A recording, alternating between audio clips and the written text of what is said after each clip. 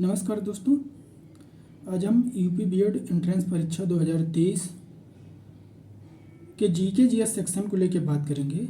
आपका जो GK GS यानी सामान्य अध्ययन का जो पार्ट होता है, तो उसमें कुछ ऐसे क्वेश्चन, महत्वपूर्ण क्वेश्चन जो परीक्षा में बार बार पूछे जाते हैं, तो इन्हीं को लेके जो है आज इस क्लास में हम डिस्कस करेंगे। आप हमारे वीडियो को लाइक करिएगा और यदि आप पहली बार हमारे वीडियो को देख रहे हैं तो हमारे चैनल को आप सब्सक्राइब करिएगा। तो आइए हम स्टार्ट करते हैं कि परीक्षा में बार बार आने वाले जीके जीएस के जो प्रश्न हैं वो कौन कौन से होते हैं। इसमें पहला क्वेश्चन जो है वो आपसे क्वेश्चन पूछा जाता है कि जो जनगणना है वो किस सूची का विषय है। तो ये जो है आपका संघ सूची का विषय है। अब भारतीय संविधान में अनुसूचियों के बारे में पढ़ेंगे। टोटल 12 अनुसूचियाँ हैं, उसमें अनुसूची 7 जो है उसमें 3 प्रकार की सूचियाँ दी गई हैं, जिसमें संघ सूची है, राज्य सूची है और समवर्ती सूची है। तो संघ सूची के अंतर्गत जनगणना को रखा गया है, इसी में जो है परमाणु ऊर्जा को रखा गया है और विदेश के जो मामले होते हैं उसको भी जो है वो संघ सूची के अंतर्गत रखा गया है। तो ये पहला आपका महत्वपूर्ण क्वेश्चन है, कई बार परीक्षाओं में पूछा जा चुका है कि जनगणना किस सूची का विषय है, तो आपका आंसर हो जाएगा कि संघ सूची का विषय है। दूसरा क्वेश्चन आपका है कि राज्यों का संघ जो है यानी भारतीय संविधान में जो है वो भारत को क्या कहा जाता है। तो भारत को राज्यों का संघ कहा जाता है। भारतीय संविधान के भाग 1 में जो है जो आर्टिकल 1 है, इस आर्टिकल 1 में भारत को जो है वो राज्यों का संघ बताया गया है और इसी में जो है वर्तमान समय में भारत में टोटल 28 जो है वो राज्य हैं और जिसमें 8 आपके जो है वो यूटी हैं, ये वर्तमान समय में है। अगला क्वेश्चन आपका तीसरा है कि क्षुद्र ग्रह जो होता है ये किन 2 ग्रहों के बीच में क्षुद्र ग्रह पेटी पाई जाती है, या क्षुद्र ग्रह पट्टी जो है वो किन 2 ग्रहों के बीच में पाई जाती है। ये क्वेश्चन भी कई बार पूछा जा चुका है। तो मंगल और बृहस्पति ये 2 ग्रह हैं, इनके बीच में जो है एक पेटी पाई जाती है जिसको क्षुद्र ग्रह पेटी कहा जाता है। ये छोटे छोटे पिंड हैं जो मंगल और बृहस्पति के बीच में मिलते हैं और ये भी सूर्य के चक्कर लगा रहे हैं, तो इन ग्रहों को क्षुद्र ग्रह कहा जाता है। तो क्षुद्र ग्रह पेटी जो आपकी है मंगल और बृहस्पति के बीच में पाई जाती है।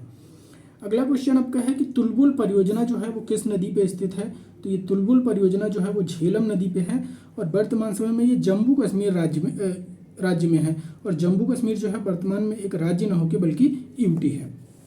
अगला आपका है क्वेश्चन कि बाबरनामा एक पुस्तक है, एक बुक का नाम है, इसके लेखक कौन है। तो ये बाबरनामा जो है वो बाबर जो मुगल सल्तनत का जो है संस्थापक था, उसकी जीवनी है।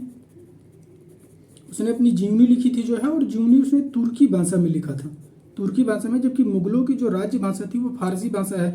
लेकिन बाबर ने जो है वो अपनी जीवनी बाबरनामा को जो है वो तुर्की भाषा में लिखा है। और आपसे क्वेश्चन पूछा जाएगा कि बाबरनामा किसकी पुस्तक है। तो ये बाबर की पुस्तक है, इसको तुर्की भाषा में लिखा है, ये बाबर की जीवनी है।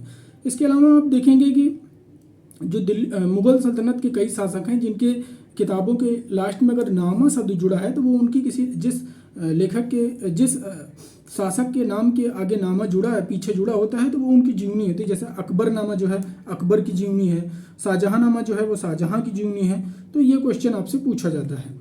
अगला क्वेश्चन आपका जो छठा है वो है कि 8 मार्च को जो है वो कौन सा दिवस मनाया जाता है। तो 8 मार्च के दिन जो है आपका अंतर्राष्ट्रीय महिला दिवस मनाया जाता है। तो ये 8 मार्च को आपका मनाया जाता है। अगला इंपॉर्टेंट क्वेश्चन 7वां आपका है कि मानव शरीर का जो तापमान होता है वो कितने डिग्री सेल्सियस होता है। तो जो मानव शरीर का जो तापमान होता है वो 37 डिग्री सेल्सियस होता है। यदि आपका शरीर स्वस्थ है तो आपका जो टेम्परेचर होगा बॉडी का वो 37 डिग्री जो है वो डिग्री सेल्सियस होना चाहिए। जबकि स्तनधारियों में जो है वो सबसे ज़्यादा तापमान जो है वो बकरी का होता है, जो 39 डिग्री सेल्सियस होता है। ये बकरी का तापमान होता है, ठीक। तो स्तनधारियों में सबसे ज़्यादा तापमान बकरी का होता है जो 39 डिग्री सेल्सियस होता है, जबकि मानव शरीर का तापमान जो है वो 37 डिग्री सेल्सियस होता है। अगला क्वेश्चन आपका है कि सबसे चमकीला ग्रह कौन सा होता है। तो सबसे चमकीला या सबसे ब्राइटनेस जो प्लेनेट है वो कौन सा है। तो शुक्र ग्रह को जो है वो सबसे चमकीला ग्रह की संज्ञा दी गई है और इसी ग्रह को जो है वो सांझ एवं भोर का तारा भी कहा जाता है, शुक्र ग्रह को। और शुक्र और अरुण 2 ऐसे ग्रह हैं सौरमंडल में जो विपरीत चक्कर में पृथ्वी और अन्य ग्रहों की अपेक्षा जो है इनका जो परिक्रमण पथ है ये विपरीत है जो है, यानी पृथ्वी जो है पश्चिम से पूर्व साइड में अगर परिक्रमा करती है तो शुक्र और अरुण ग्रह जो है वो पूर्व से पश्चिम साइड में परिक्रमा करते हैं। तो ये भी क्वेश्चन आपके लिए इंपॉर्टेंट है। अगला क्वेश्चन है 9वां क्वेश्चन जो है आपका कि लिंगराज मंदिर जो है वो कहाँ पे स्थित है। तो ये उड़ीसा जो आपका राज्य है, उड़ीसा, वहीं उड़ीसा राज्य के जो है भुवनेश्वर में आपका जो है वो लिंगराज मंदिर स्थित है। कई बार ये मंदिर को लेकर क्वेश्चन पूछा जा चुका है। अगला क्वेश्चन कि बाणभट्ट कौन थे, तो ये हर्षवर्धन के जो है वो राज्य कवि थे, यानी हर्ष के राज्य कवि आपके कौन थे, बाणभट्ट थे। इनको हर्ष का राज्य कवि की संज्ञा दी गई है।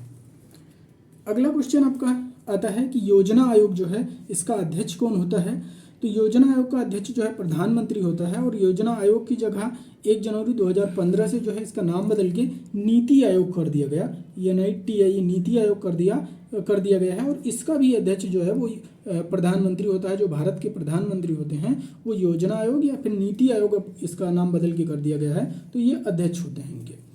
अगला क्वेश्चन आपके लिए है कि अर्थशास्त्र जो है ये विषय की बात कर रहा है ना कि पुस्तक की बात कर रहा है। अगर अर्थशास्त्र विषय की बात किया जाएगा तो अर्थशास्त्र विषय के जनक कौन है, तो इनको एडम स्मिथ को जो है वो अर्थशास्त्र का जनक माना जाता है। जबकि अगर अर्थशास्त्र बुक की बात किया जाए, किताब की बात किया जाए, तो जो कौटिल्य थे यानी चाणक्य जिनका नाम था, जो चंद्रगुप्त मौर्य के दरबार में जो है रहते थे, उनके प्रधानमंत्री थे, तो उनकी किताब का नाम जो है वो अर्थशास्त्र है। उसका संबंध राजनीति से है, जबकि ये अर्थशास्त्र जो है वो इकोनॉमिक्स सब्जेक्ट को जो है इंगित करता है। और इस इकोनॉमिक सब्जेक्ट यानी अर्थशास्त्र विषय के जो जनक थे वो एडम स्मिथ को कहा जाता है। अगर आपसे पूछे कि अर्थशास्त्र बुक किसने लिखा है, तो वो आपका जो है वो कौटिल्य पंडित ने लिखा है, या जिनका नाम जो है विष्णुगुप्त था।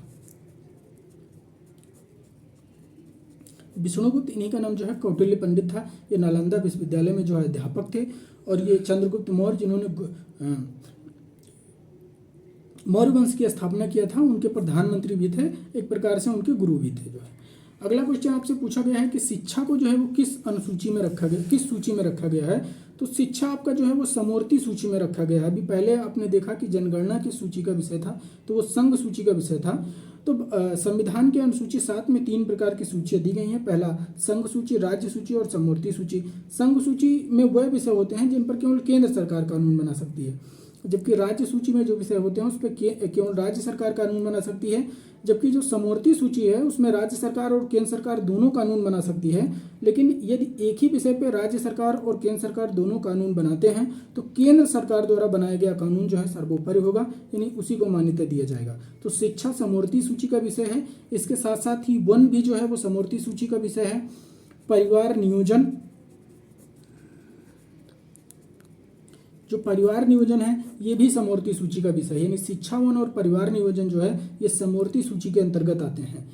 इसके बाद आपका अगला क्वेश्चन पूछा गया है कि इंडिया हाउस कहाँ पे स्थित है, तो इसके शब्द के पहले जो है इसके पहले इंडिया शब्द जोड़ा गया है, तो ये भारत में नहीं है। इंडिया हाउस जो है वो लंदन यानी इंग्लैंड में स्थित है, इसलिए इसका क्वेश्चन कई बार परीक्षाओं में पूछा गया है कि इंडिया हाउस कहाँ पे स्थित है, तो ये लंदन में स्थित है यानी इंग्लैंड में है।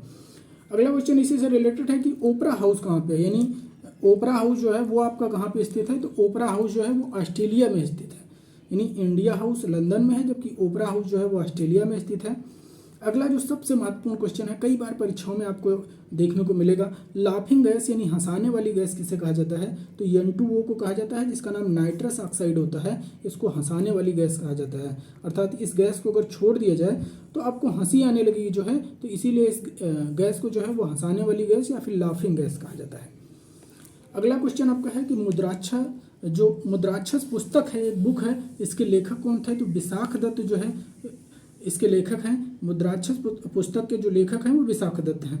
अगला क्वेश्चन आपका है कि धन विधेयक जो है, जो बिल मनी होती है, इसको कहाँ पे पेश किया जाता है, तो धन विधेयक को जो है लोकसभा में पेश किया जाता है। और कौन सा विधेयक धन विधेयक होगा या नहीं होगा, इसका जो निर्धारण है वो लोकसभा का अध्यक्ष करता है। यानी जो लोकसभा का अध्यक्ष होता है वो इस विधेयक का निर्धारण करेगा कि कौन सा विधेयक धन विधेयक है, कौन सा विधेयक धन विधेयक नहीं है। और धन विधेयक जो है अगर एक बार लोकसभा में पारित हो जाता है तो उसको पारित मान लिया जाता है, क्योंकि राज्यसभा इसको मात्र 14 दिन जो है वो रोक सकती है। और 14 दिन तक अगर राज्यसभा जो है वो कोई अपना निर्णय नहीं देती है तो इस विधेयक को पारित मान लिया जाता है। अगला क्वेश्चन है कि आज़ाद हिंद फौज जो है इसका गठन कब किया गया था, तो आज़ाद हिंद फौज का गठन 1943 में किया गया था। इसका गठन जो है वो रास बिहारी बोस के द्वारा जापान के सहयोग से जापान में किया गया था। और बाद में इसी आज़ाद हिंद फौज के जो है वो जो कमांडर हैं जो है या फिर कमांडेंट जो है वो सुभाष चंद्र बोस को जो है इसकी अध्यक्षता करने को मिला। उन्होंने आज़ाद हिंद फौज का संचालन किया और इसी के माध्यम से भारत को स्वतंत्र कराने का प्रयास जो है वो सुभाष चंद्र बोस के द्वारा किया गया था। वो आज़ाद हिंद फौज थी, गठन 1943 है। अगला क्वेश्चन आपसे पूछा गया है कि गरसोपा जलप्रपात या इसी का नाम जोग जलप्रपात है जो है ये किस नदी पे स्थित है और किस राज्य में है। तो गरसोपा जलप्रपात या जोग जलप्रपात जो है ये सारावती नदी कर्नाटक राज्य में स्थित है। ये भी क्वेश्चन आपसे कई बार पूछा जा चुका है। और अंतिम क्वेश्चन आपका है कि राज्यसभा का जो पदेन अध्यक्ष होता है वो कौन होता है। तो राज्यसभा का जो पदेन अध्यक्ष होता है जो है वो उपराष्ट्रपति होता है। इसमें आपको थोड़ा सा कन्फ्यूजन ना हो, क्योंकि ये भी क्वेश्चन बहुत इंपॉर्टेंट है। भारतीय संविधान के आर्टिकल 3 जो है वो 63 में, यानी आर्टिकल 63 में जो है भारत के उपराष्ट्रपति के बारे में चर्चा की गई है कि भारत का एक उपराष्ट्रपति होगा जो है, और यही उपराष्ट्रपति जो है वो राज्यसभा का अध्यक्ष होता है। उपराष्ट्रपति को उपराष्ट्रपति पद के लिए कोई वेतन नहीं मिलता है, जबकि उपराष्ट्रपति को जो वेतन मिलता है वो राज्यसभा के पदेन अध्यक्ष के रूप में मिलता है। एक क्वेश्चन आपसे ये भी पूछता है कि किस सभा का जो अध्यक्ष है उसका मेंबर नहीं होता है। तो उपराष्ट्रपति राज्यसभा का जो है मेंबर नहीं होता है, लेकिन ये राज्यसभा का जो है अध्यक्ष होता है। तो ये कुछ महत्वपूर्ण क्वेश्चन थे जिसके बारे में हमने आपसे डिस्कस किया। उम्मीद है कि ये जानकारी आपको अच्छी लगी होगी। अब हमारे वीडियो को लाइक करिएगा और चैनल को सब्सक्राइब करिएगा। धन्यवाद।